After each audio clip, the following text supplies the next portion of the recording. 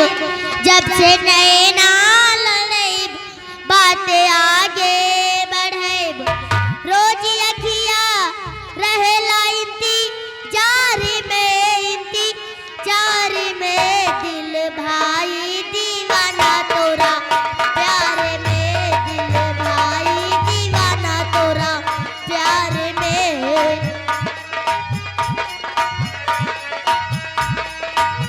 Hello, ये आ गए राहुल पान साहब यूट्यूब चैनल वाली। वही भगवान के तो हो के बनौले बाड़े कवन माटी सान के